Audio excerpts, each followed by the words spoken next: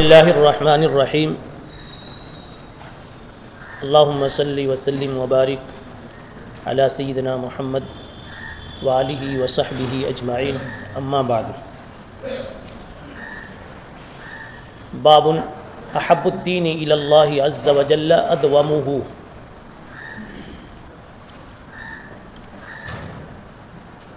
اللہ جل جلالہ کی نگاہ میں سب سے پیارا عمل وہ ہے جس پر دوام کیا جاوے،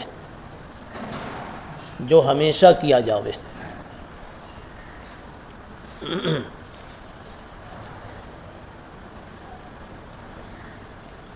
امام بخاری رحمۃ اللہ علیہ کا مقصد اس باب سے یہ ثابت کرنا ہے کہ احب الدین میں الدین کا لفظ العمل کے معنی میں ہے، تو پتہ چلا جو دین ہے وہ عمل ہے، جو عمل ہے وہ دین ہے، اور دین کہتے ہیں ایمان و اسلام کو۔ اس لیے الاعمال من الایمان جو پہلے سے کہتے آ رہے ہیں اس کا یہاں سے اس بات ہوتا ہے۔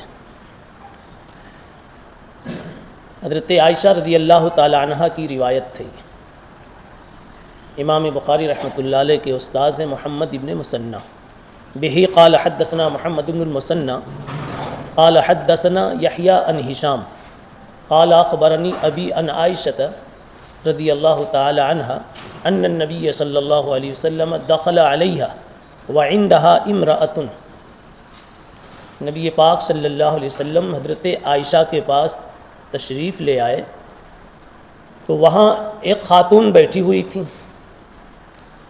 آپ نے پوچھا قال من هذه قالت فلانۃ تذکر من صلاتها، آپ نے پوچھا یہ کون خاتون ہے؟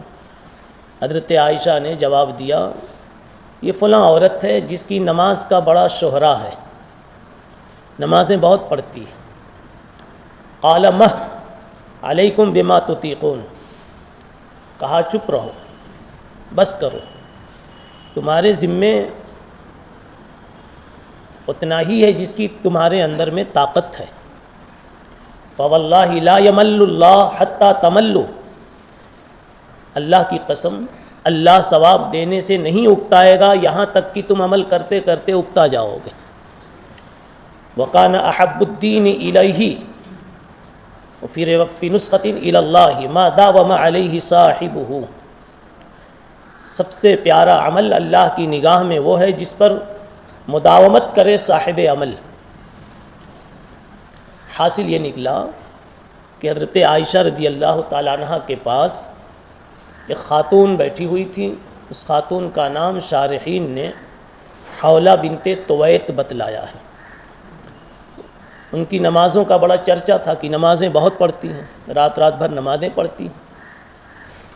تو آپ صلی اللہ علیہ وسلم نے یہ نہیں پوچھا کتنی پڑھتی، مگر جو بہت کی بات آئی اور چرچے کی بات آئی تو یہاں سے یہ بات سمجھ میں آ گئی کہ عام معمول سے زیادہ ہی وہ نماز میں مشغول رہا کرتی، تو آپ نے اس افراط کا مزاج معلوم کر کے آپ نے ایک معتدل درس دیا، کہا علیکم بما تطیقون، مہ علیکم، چپ رہو، یہ کوئی تعریف کی بات نہیں ہے، یعنی اپنی زبان روکو اس کی تعریف سے۔ علیکم بما تطیقون، تم اپنی ذمے اتنی رکھو جتنی تمہارے اندر میں سکت ہے، یعنی جس کو تم نباہ سکو، ورنہ آدمی کچھ دنوں تو بہت زیادہ کرے گا اور کچھ دنوں کے بعد بالکل ٹھنڈا پڑ جائے گا۔ ہوتا ہے جب کسی چیز کا جذبہ غالب ہوتا ہے، شوق غالب ہوتا ہے تو آدمی خوب کرتا ہے، شوق ٹھنڈا پڑ جاتا ہے، سارا عمل چھوٹ جاتا ہے۔ اس لیے اعتدال کے ساتھ چلنا چاہیے، اور یہ مسئلہ نوافل کا ہے۔ فرائض میں تو اللہ کی طرف سے تعین ہے، اتنا تم کو کرنا ہے، فرائض اس سے زیادہ نہیں، فرائض اس سے کم نہیں، اس لیے فرائض بمعنی مفروضہ ہیں، مقدرہ ہیں، فرضن کا معنی تقدیر کے آتے ہیں، متعین ہیں، جیسے علم الفرائض میں حصے متعین ہوتے ہیں، سارے فرائض متعین ہیں۔ تو فرائض کی بات نہیں ہے، اس حدیث کا تعلق نوافل سے ہے، اور مطلب یہ ہے کہ نوافل میں اتنا ہی اپنے اوپر لازم کرو اور اتنے ہی کا معمول بناؤ جس کا نباہ کر سکو، جس پر دوام کر سکو۔ ہمارے مشائخ نے فرمایا دوام کی بھی دو قسمیں، دوام بلا ناغہ، دوام مع ناغہ۔ ایک آدمی روزانہ تہجد پڑھتا کبھی ناغہ نہیں کرتا تو یہ بلا ناغہ ہے، اور ایک آدمی کہتا ہے ہفتے میں مجھے 3 دن تو پڑھنا ہی ہے، یا 1 دن کے ناغے سے تہجد پڑھنا، یہ دوام مع ناغہ ہے۔ لیکن جو معمول بنایا اس پر دوام ہے، اس کو ابتدا میں دوام مع ناغہ کا سبق دیا جاتا ہے، چلو ہفتے میں 2 دن ایسا کر لیا کرو کہ 5 پارے کی تلاوت کا معمول بنا لو، پھر اور ترقی کرو تو ہفتے میں 3 دن ایسا کر لیا کرو، اس کو بھی دوام کہتے ہیں، گو یہ دوام حکمی ہو، دوام حقیقی نہ ہو۔ فَوَاللَّهِ لَا يَمَلُّ اللَّهُ حَتَّى تَمَلُّوا، اللہ تعالیٰ نہیں اکتائیں گے، تم اکتا جاؤ گے۔ ملال سے بنا ہوا ہے، مل یملو، اکتانے گھبرا جانے کے معنی میں۔ اللہ کا اکتانا اکتانے کے معنی میں نہیں ہے، کسی چیز کی طرف سے انفعالی طور پر طبیعت ہٹنے لگے، باہر کے کسی اثر سے متاثر ہو کر طبیعت ہٹنے لگے، اس کا نام ہے اکتانا، ملال۔ اللہ تعالیٰ کسی چیز سے متاثر نہیں ہوتے، تأثر اور انفعال سے اس کی ذات پاک ہے۔ اس لیے جب یہ لفظ اللہ کے لیے بولا جائے تو ملال نہیں مراد ہے، اکتانا نہیں مراد ہے، بلکہ اس کا انجام مراد ہے۔ مطلب یہ کہ اللہ اکتائیں گے نہیں، یعنی اکتانے کا جو انجام ہوتا ہے کہ اس عمل پر جو آپ کر رہے تھے وہ کرنا چھوڑ دیں۔ مثلا اللہ اس عمل پر ثواب دے رہا تھا تو ثواب دینا چھوڑ دے، یہ اکتانا ہو جائے گا۔ اصولی بات یاد رکھیں کہ جب کسی فعل کی نسبت اللہ کی طرف کی جائے اور اس کی نسبت حقیقی صحیح نہ ہو تو اس وقت نسبت مجازی معتبر ہوتی، اور نسبت مجازی میں سے ایک شق یہ ہے، ایک شکل یہ ہے کہ شے بول کر غایت شے، ثمرہ شے، فعل بول کر ثمرہ فعل مراد لیا جائے۔ تو اللہ تعالیٰ نہیں اکتائیں گے، یعنی مطلب یہ ہے کہ ثواب سے ہاتھ نہیں کھینچیں گے، ثواب بند نہیں کریں گے۔ حتیٰ تملو، تم اکتا جاؤ گے عمل کرتے ہوئے۔ تملو میں ملال کی نسبت بندے کی طرف، یہ نسبت حقیقی ہے کہ بندہ اکتا جاتا ہے، تو تم تو اکتا جاؤ گے عمل کرتے کرتے، گھبرا جاؤ گے، لیکن اللہ جزا دیتے دیتے گھبرانے والا نہیں۔ وَقَانَ أَحَبُّ الدِّينِ إِلَيْهِ مَا دَاوَمَ عَلَيْهِ صَاحِبُهُ، سب سے پیارا عمل وہ ہے اللہ کی نگاہ میں جس پر صاحب عمل دوام کرے۔ جس عمل پر دوام ہوتا ہے وہ اللہ کی نگاہ میں محبوب کیوں ہوتا ہے، یہ راز سمجھنے کی چیز ہے۔ بات یہ ہے دوام اس بات کی علامت ہے کہ یہ قربانیوں کے ساتھ چل رہا ہے، اللہ کے حکم کے احترام میں کر رہا ہے، گویا اخلاص کی علامت، جذبہ صحیحہ کی علامت، اس معنی کر کے کہ انسان پر ہر دن حالات یکساں اور موافق نہیں رہتے۔ کسی دن تو وہ فرصت میں ہے، طبیعت میں رغبت بھی ہے، مسجد میں جانے کا تقاضا بھی، عبادت کا شوق بھی ہے، لیکن کسی دن فرصت ہی نہیں، یا فرصت تو ہے شوق ہی نہیں، اللہ نے شوق آج کم کر دیا، یا کچھ موانع موجود ہیں۔ لیکن ان تمام سے ٹکرا کر، ان تمام سے گزر کر ناغہ نہیں کرتا، دوام کرتا ہے، تو اس کا مطلب کہ حق تعالیٰ کی نسبت کا اکرام اور اس کی تعظیم اور اللہ کے حکم کی تعمیل کا جذبہ غالب ہے۔ اس لیے دوام جو ہے یہ اخلاص کی علامات میں سے بعض لوگوں نے شمار کیا، دوام اخلاص کی علامات میں سے، اس لیے اس کی وجہ یہی ہے کہ کسی کام کے لیے روزانہ ماحول سازگار نہیں ہوتے، مگر کبھی ناغہ نہیں کرتا، اس کا مطلب یہ ہے کہ اللہ کے ساتھ اس کو اخلاص ہے، اپنی ذمہ داری کے ساتھ اس کو اخلاص ہے۔ ترجمۃ الباب یہی ثابت ہو رہا ہے آخری ٹکڑے سے، وَكَانَ أَحَبُّ الدِّينِ إِلَى اللَّهِ مَا دَاوَمَ عَلَيْهِ صَاحِبُهُ۔ باب زیادت الایمان و نقصانہ، ایمان کے گھٹنے اور بڑھنے کا بیان۔ آپ کہہ سکتے ہیں پوری کتاب الایمان میں گھٹنے اور بڑھنے کا تو عنوان چل ہی رہا تھا، یہاں پھر مستقل عنوان کیوں لگا دیا؟ تکرار ہے یہ؟ جواب، اب تک ضمناً طبعاً دلالتاً یہ مفہوم نکل رہا تھا، تو امام بخاری رحمۃ اللہ علیہ نے سوچا کہ مستقل ایک عنوان زیادت ایمان اور نقص ایمان کا قائم کر دیا جاوے۔ دوسری بات یہ ہے کہ جو بات ماضی میں ہو چکی ہوتی ہے بطور تلخیص اور خلاصے اور لب لباب کے بھی کبھی بعد میں بیان کر دی جاتی ہے، تو ماضی میں ایمان کے نقص و زیادت کی بات مسلسل ہوتی آئی ہے، یہاں بطور خلاصے کے اس کو عنوان کی شکل میں پیش کر دیا ہے۔ تیسری بات یہ ہے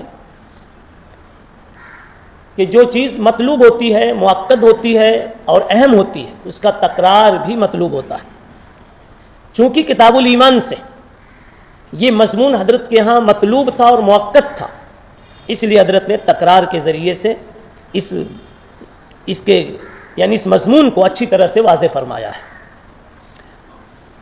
پھر چند آیتیں قرآن مجید کی پیش فرما رہے ہیں جس سے ایمان کا بڑھنا سمجھ میں آتا ہے اور بڑھنے کے تقابل سے گھٹنا بھی سمجھ میں آتا ہے۔ آج آپ کا ایمان بڑھ گیا، حالانکہ کل بھی آپ مومن تھے، تو اس کا مطلب یہ ہے کہ کل آج کے مقابلے میں گھٹا ہوا تھا، اس طرح سے ثابت ہوا۔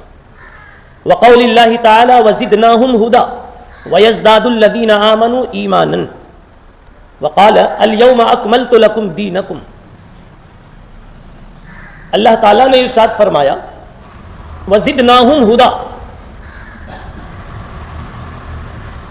اور یزداد الذین آمنوا ایمانا، یہ دونوں میں زیادت کا لفظ تو واضح ہے، پہلے بھی آیت گزر چکی ہے کتاب الایمان کے شروع میں۔ الیوم اکملت لکم دینکم، قرآن کہتا ہے آج میں نے تمہارا دین مکمل کر دیا۔ حجۃ الوداع کے موقع پر عرفات کے میدان میں یہ آیت نازل ہوئی ہے، اس دن اللہ کہتے ہیں میں نے تمہارا دین مکمل کر دیا۔ پتہ چلا اس سے پہلے کل تک ابھی دین مکمل نہیں تھا، تو اس لیے کہ کل کا کچھ حصہ رہ جاوے، چھوٹ جاوے، تو اس کو نقص کہتے ہیں۔ ترک الباز من الکل کا نام نقص ہے، کل میں سے کچھ چھوٹ گیا تو وہ نقص ہے۔ آج پورا ہوا دین، یعنی سارے اعمال بتلا دیے گئے، پتہ چلا آج مکمل ہوا، کل تک مکمل نہیں تھا۔ اور آج جو کچھ مکمل کیا گیا ہے، ایمان اور ایمانیات کی تکمیل نہیں ہوئی، ایمان کی نہیں تکمیل ہوئی، اعمال بھی اس میں تھے۔